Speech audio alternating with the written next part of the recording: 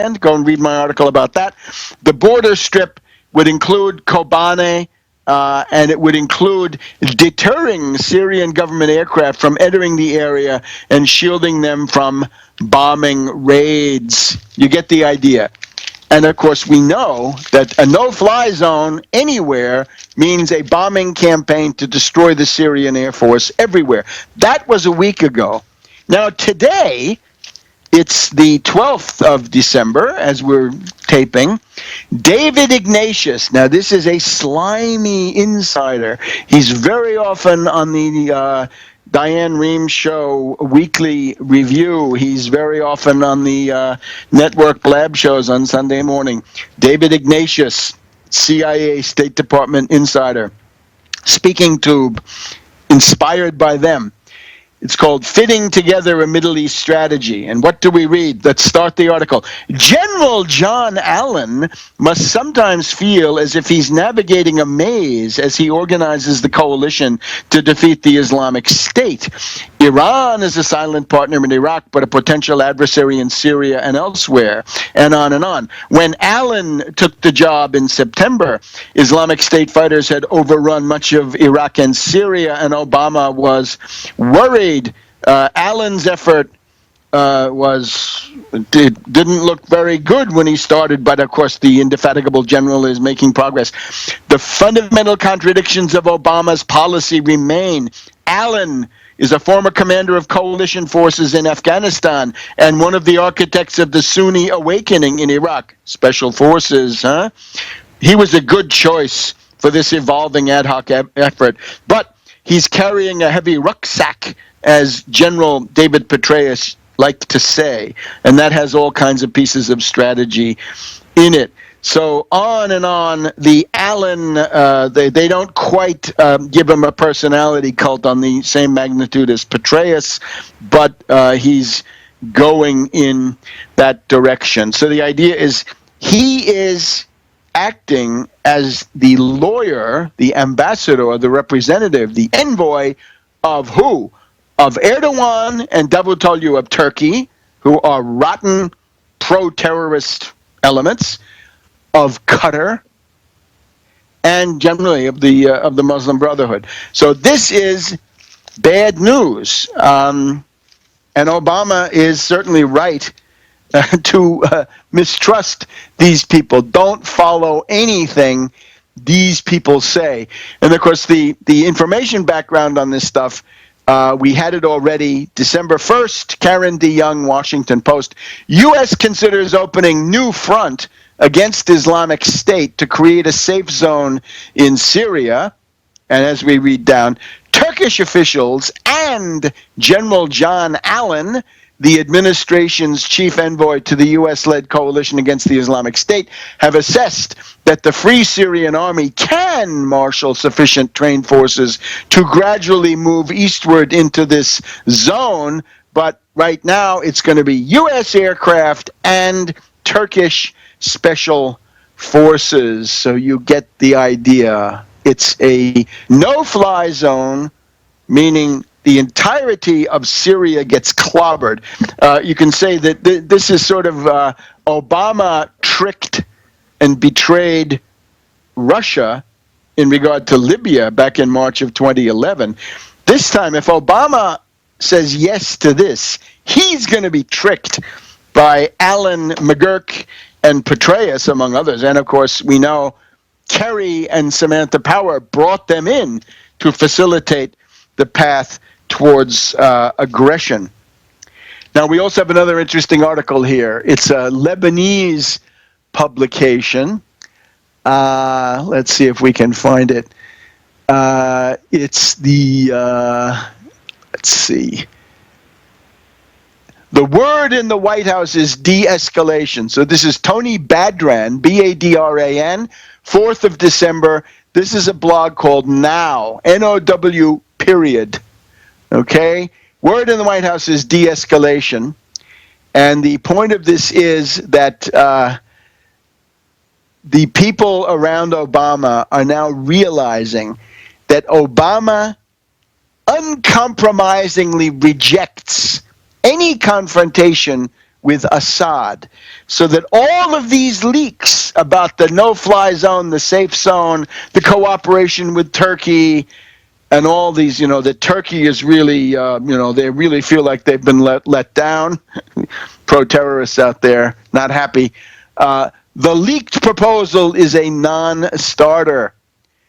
This article says, among other things, we had on Monday, December 1st, we had 3 reports, Wall Street Journal, Washington Post, and Bloomberg, that the U.S. and Turkey are considering the establishment of a safe zone on the Turkish-Syrian border, meaning in Syria, active war.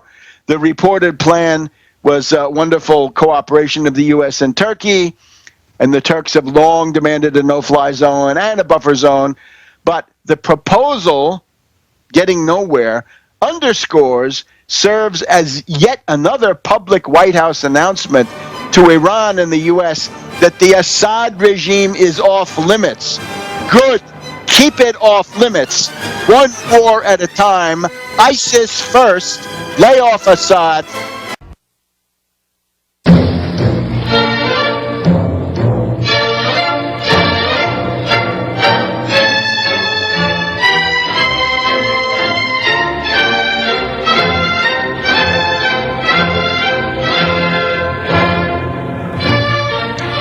Welcome to the second hour of World Crisis Radio. Webster, Tarpley here in Washington, D.C. Let me hasten to add concerning that course, the political economy of the American system, that will be held here in Washington, D.C. sometime in the middle of January, hoping for MLK weekend, but we'll let you know as soon as we have anything specific. We're trying to line up the logistics. So stay tuned. Stay tuned to this broadcast. Stay tuned to my Twitter feed, and we will post the notice on tarpley.net. But now, the attention of the world is on Michigan, Detroit in particular, because the end of the what can we say, the so-called alleged end of the bankruptcy process. In reality, this Snyder, Upton, and Orr clique has been carrying out this killer austerity. The pensions in Detroit have been looted. Tremendous austerity has been imposed. And when we look to the other side of Michigan, the western face, we find this same political machine in crisis, right? We've got Bob Woolley, the county commissioner there in St. Joseph, near Benton Harbor. He's been jailed for embezzlement. He'll have to stand trial for stealing money from an old senior center, an old folks home. Sheriff Paul Bailey narrowly escaped jail. Unfortunately, he did escape it, but he had a close call. And, we want to hear from the person at the center of all this, and that's Reverend Edward Pinkney, who is facing now his sentencing hearing this coming Monday. Welcome, Reverend. Tell us the situation. Webster, thank you so much, but I have breaking news. Go ahead. Listen to this. Here's what happened. Right now, the judge and the prosecutor are working together because we dropped a bomb on them on yesterday. One of the jurors was personal friends, not only with the clerk, but she also knew the prosecutor. Whoa. Number 2, which is we asked her, there was a witness list, and we asked her specifically, did she know anybody on that list? She said nothing. We asked her 3 times. Then we asked her specifically, did she know Sharon Tyler? And she was numb. She didn't say a mumbling word. Then, here's the question. We asked her, did she have any connection to Sharon Tyler? She said no. We found them on Facebook as friends. Also, we found them for this girl, Gail Freeland, is also the chairperson for the flag parade that they have every single year. They've had it for 10 years. And Sharon Tyler has been in that parade. And she's been there, so she's saying that there is no connection. She's out of her mind. Number 3, when they had the beauty pageant, Sharon Tyler was asked to come on the stage by Gail Freeland. It gets even better. The sheriff and the undersheriff are both on the board of the Blossom Time. And then we find out that the sheriff's daughter and the juror is Facebook friends. And it gets even better. They all working together. During the parade, they have 15 to 20 different floats the police department has in this parade. We asked her specifically, do you have any connection with the police department? Any at all? Do you know any of them? She didn't say a mumbling word. So now the judge and the prosecutor are trying to figure out how they trying to get. She lied so she can be on the jury, so she can help her friend Sharon Tyler convict me. And she had 2 friends on that juror.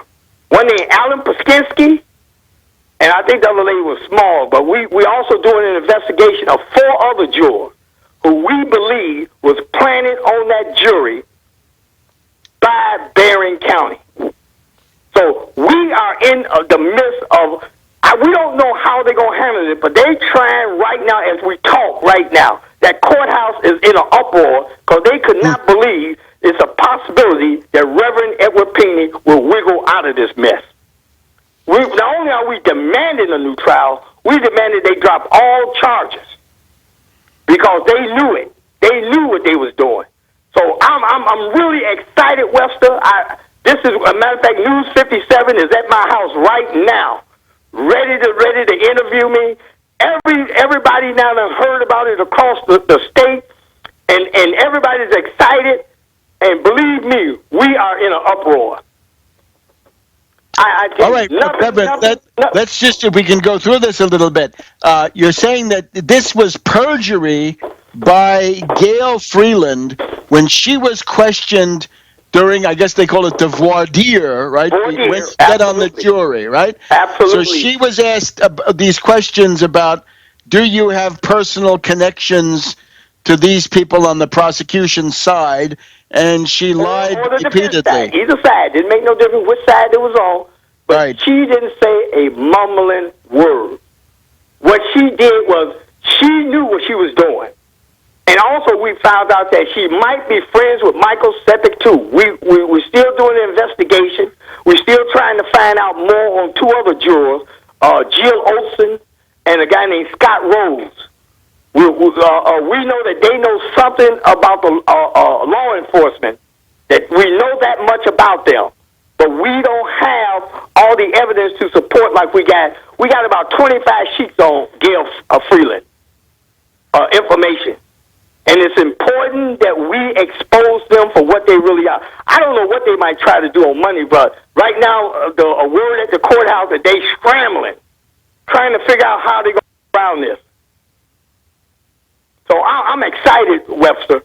That is blockbuster news. That essentially, the idea being that there was jury tampering, jury packing, that the jury was suborned, all highly illegal.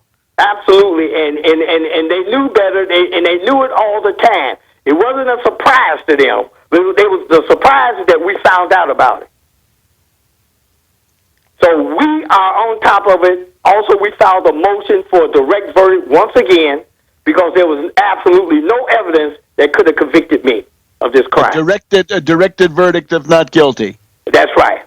So we're doing the things that need to be done. I wouldn't be surprised if they tried to, if they still tried to sentence me on Monday. I wouldn't be shocked about it. But but I know how they operate. You see what I'm saying? Right now, we got them just where we want them. But now, so we're saying that... I'm happy to be in this position, Webster. Gail Freeland is the personal friend of the prosecutor, Mike Sepik. Is that it? We don't know that much yet. We know that she's a friend of Sharon Tyler. That's what we do know. Okay. Yeah, we do know that, and that's enough to get us a new trial. Okay. Reverend, do we have